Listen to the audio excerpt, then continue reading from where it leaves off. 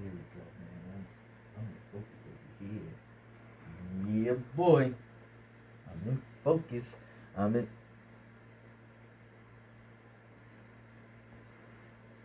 Oh, it would have helped if I took this off. Yeah. I was just never mind. You didn't see that. Anywho, you know who it is. It's Zeus Cruz of Olympian Multimedia, giving you another segment of Get Things Done. Like that? Doesn't matter. Anywho, in this particular segment, if you look on down, you're going to see a few things in front of you here. And again, guys, we're going to be talking about photography, videography, pretty much go hand in hand. But particularly, first off, we're going to be talking about, as I talked about in previous videos, about DSLR cameras, right? So we got two examples of them here. One from Nikon and one from Canon. But also, I have my very own first mirrorless camera, which is this Canon EOS 100. I know they have a newer version out there, which is the EOS 50. Honestly, I prefer the 100 over the 50, even though probably the majority of you would disagree.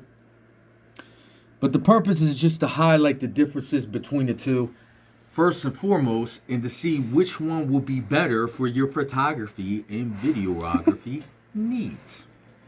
And the answer to that is very simply, you can't go wrong with either or.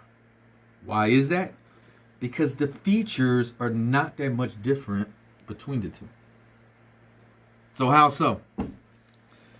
Literally the biggest difference between the two is that one has a mirror, right? The other one doesn't. That's why it's called a mirrorless, right? So whatever you're exposing or capturing within the camera, it goes straight into the lens, right? Whereas with a DSLR camera, it retracts onto the mirror and onto your viewfinder. Also, too, on a mirrorless, the viewfinder is electronic. So what does that mean? Simply meaning between this one, you will have to press an actual button, as you can see here. You would have to press that if you wanted to actually use the viewfinder, versus if you were using a mirrorless, you have the screen, and some do have the screen that comes out, similar to this one, as you can see here, right? I just particularly have the one that doesn't, right? So you can either see on the screen and capture whatever it is that you're trying to take a photo of or video, but if you wanted to use the viewfinder, you literally just do this. And you look right through the viewfinder, and it instantly goes into that mode. But other than that, both can be utilized to interchange your lenses. This particular model for Nikon, you can't. But for Canon and some of the other models out there, I believe Sony as well, just to name another example, you can interchange the different lenses. You can put telescopic lenses, micro lenses, wide angle lenses, so forth and so on. But for you to set it up and configure it the way you see fit, as far as like the shutter speed, the ISO, the Aperture. Thank you, Nani. All them settings are retrofitted in either model. So I think what it really comes down to really is, if you notice, even with this one, it's a little bit bulky.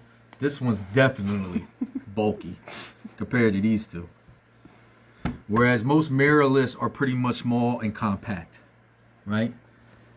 So I think it comes down to that one scenario for you as far as how you're going to go about your photography and videography projects. If you're looking for something more bulky versus something light that you can utilize and maneuver, especially if you're not going to be using a tripod, right?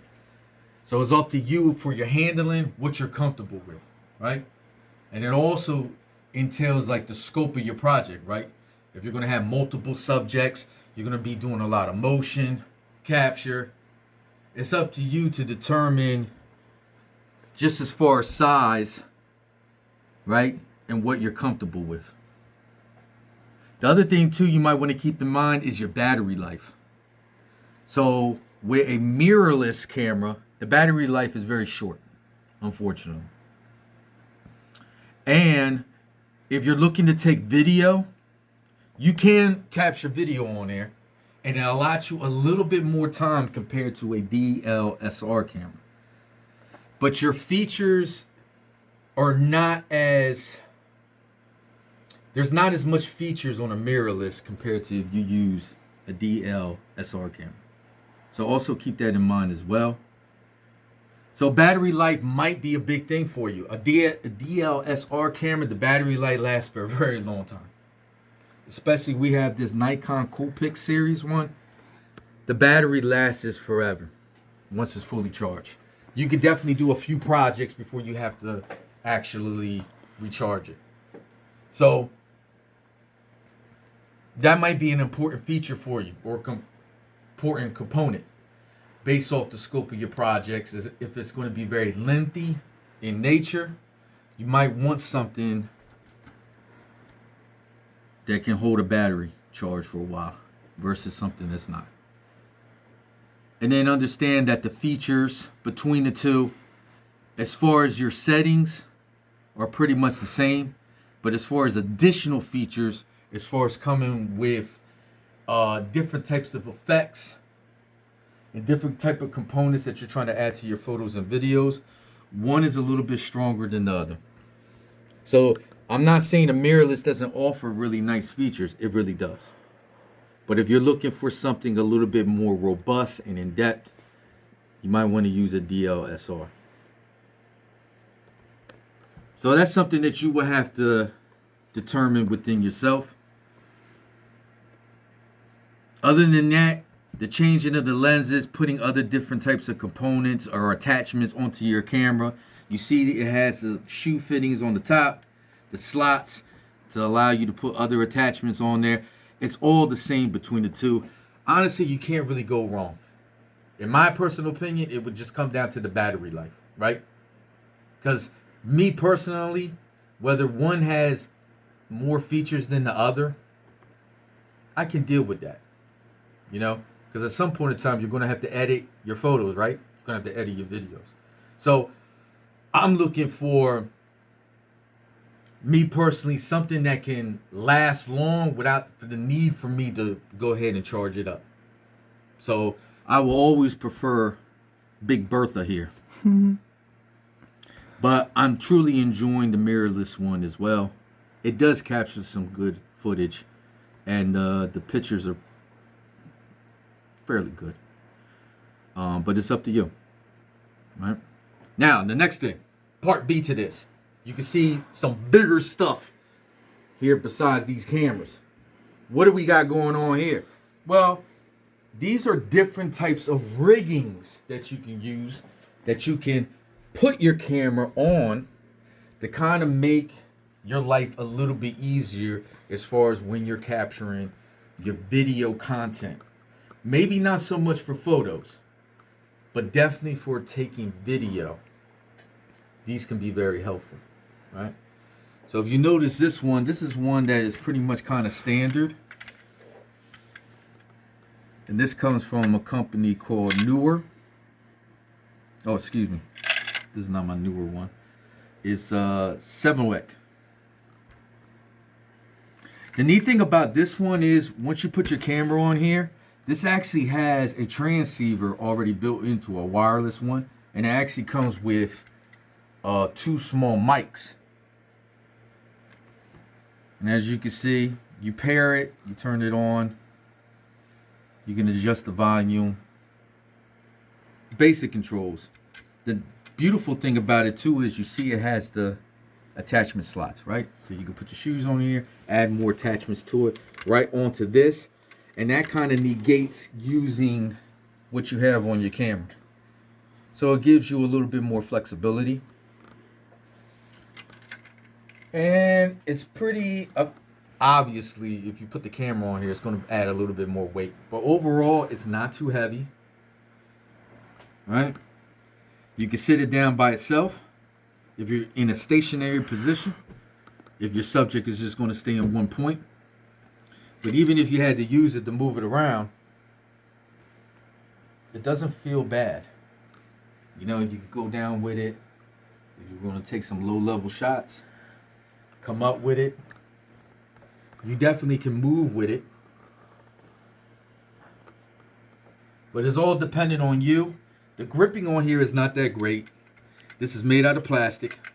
It's pretty durable for the most part. But I know for some of you guys out there, this, you're looking at it like, this may not be for me.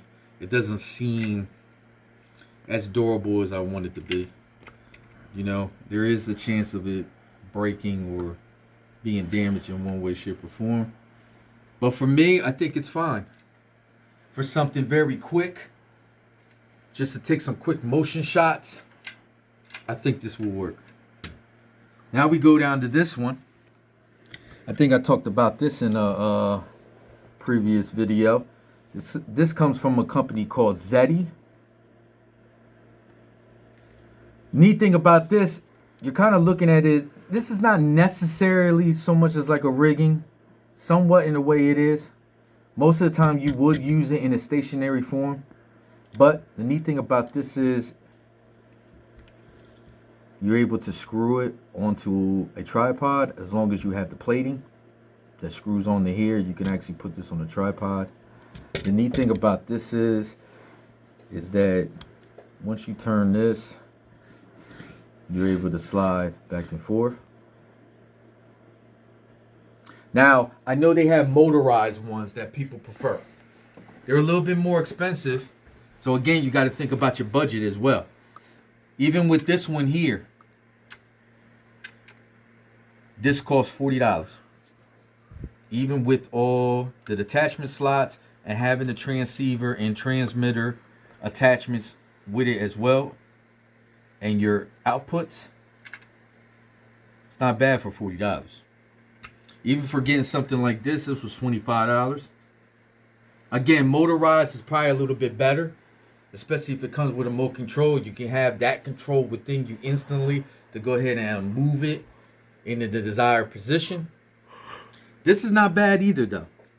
I mean, there's not really much to it, but I feel like you can have a sense of control quickly. I know some people will probably look at it, it doesn't, the motion as you're going about your camera, it doesn't seem as organic, right? And yes, you have control, but you might slip up and go a little bit faster or a little bit slower than you want to. That's something to keep in mind, right? But the neat thing here is, if you notice on the plating, it allows you to screw on more attachments. So you literally can, this could be like a one-stop shop for your camera, your video camera, and all the different accessories that you'll have with it that you will need to go about doing your project. So that's why I recommend something like that. And it's budget friendly. You can't beat that, right? Now we go to this one. Now this is from Newer. And there's all kinds of different models of this. Obviously, this rigging is more for more, I wouldn't say more complicated videos, but definitely for something if you were going to do like extended scenes and whatnot, right? If you're doing this for a short film. We have the film monitor right here that you would need, that you can instantly plug right into your camera. The rigging is set up right here. You will put your camera on here. You would adjust how the lens will go into here.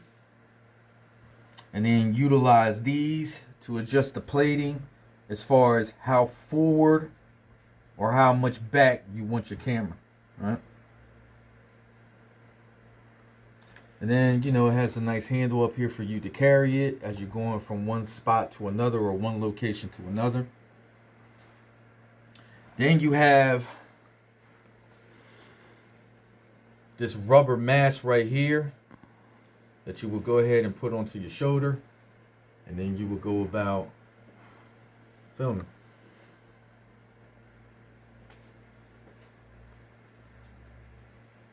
And you can have pretty much good control with it. Like I said, for this particular one, for newer, there's about 4 or 5 other different models. There's one that's a little bit bigger than this, and then they have a couple that's a little bit smaller than this. I definitely recommend these. Definitely for longer video sequences, if you're going to, you know, film different types of scenes and whatnot. Just understand that it's already heavy by itself. I think this runs about 20 pounds by itself, 20 to 25 pounds. And then your camera's going to add a little bit more weight, not an excessive amount of weight, but a little bit more weight, right? And then, of course, if you're going to add any more type of attachments to where it'll continue to put more weight onto the rigging itself. So, yes, it could become a burden, especially if your scenes are kind of like long in stature, right? So, over time, it wouldn't even be so much about your hands and here with your forearms as you're holding from the front position. It's going to be here. The amount of pressure that you're putting onto your shoulders as you're going about moving around and you're trying to capture your footage. So that's something to keep in mind as well. This may not be suited for you if you feel like over time that excessive amount of weight being on your shoulder is going to be a little bit too much. You definitely don't want to get to a point where you're getting tired. The weight that's on your, especially on your shoulder, is kind of bringing you down, and then you're going to be kind of like offset it a little bit as you're taking your footage. But it has its useful benefits, and it's not that expensive. You're running about $100 to get a setup like this. All right. And then last but not least, and we will be talking about this extensively in a future video, but we have the Zeus rigging here, which is definitely motorized, and it has the screen here, the monitor that can capture both, like whatever's being fed into your video camera. It can be fed right through here as well. It comes with a video transmitter, and this rigging is cool. It allows you to put it right here, center mash your video camera. From there, you will utilize these levers to readjust the way you see fit. You see how we could bring that more, extend it more inward, or we need to extend it more outward. And then you would just lock it in place. All right? Same thing up here.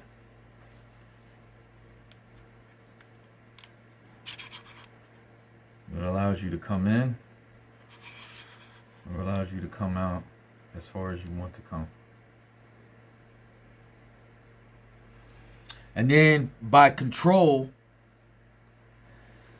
this arm, I don't have it turned on presently, but this arm will go ahead and automatically readjust to allow you to get different type of angles, 270 degree angles, 360 degree angles, 180 angles, to really capture everything that you want within your footage in multiple different perspectives, right?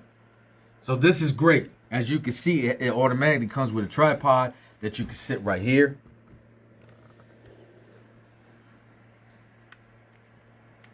Put the screen back in. or I think I showed you in another video, where we can go ahead and turn this, and then we're going to attach it here. And now the beauty of it is, now you can hold it like this, or literally like this. And as you're controlling it, whether through the console or the screen on here, or you want to utilize your phone, again, this would allow it basically to move as you move, right? To get the perfect angle. So why is this so great to utilize something like this?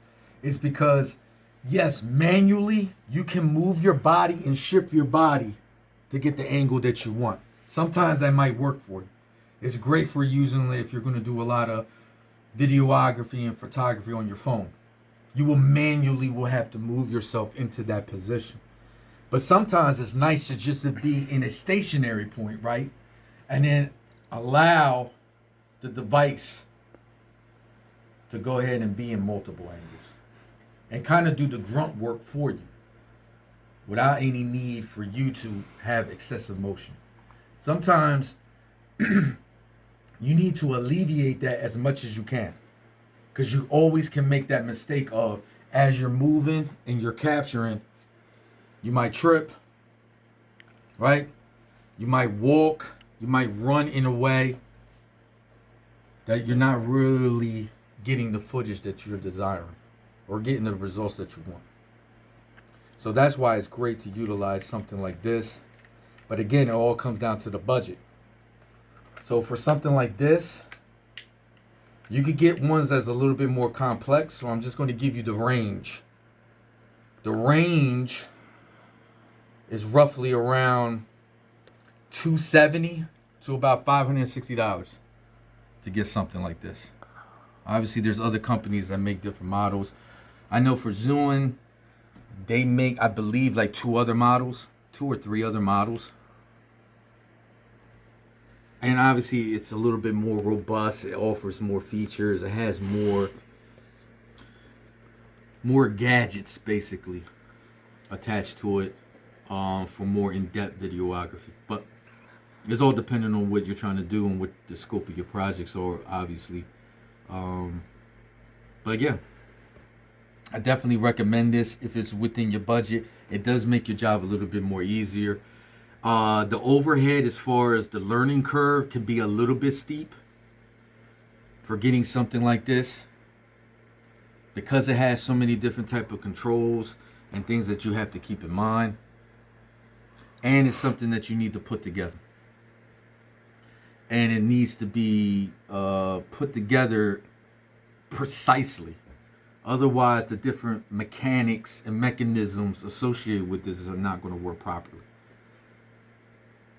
So that's about it.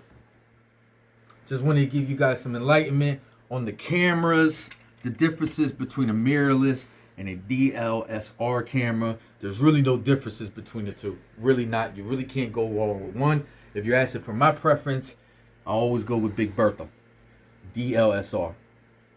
But I'm definitely enjoying the mirrorless. And then don't forget your riggings, because sometimes it's a little bit too much of just using your two bare hands to hold the camera and to get the footage that you want. Make it easier for you. There's so many different tools, so many different things that you can utilize that'll just make your job easier as a videographer, as a photographer. Do your research, as I always recommend. Put together a budget and definitely start checking out these different things. It'll make your job easier, definitely. So thank you for tuning in. That's it. I hope it enlightened you with your next video or your next photo project. Go out there and utilize these different things and have fun. So only thing left to say is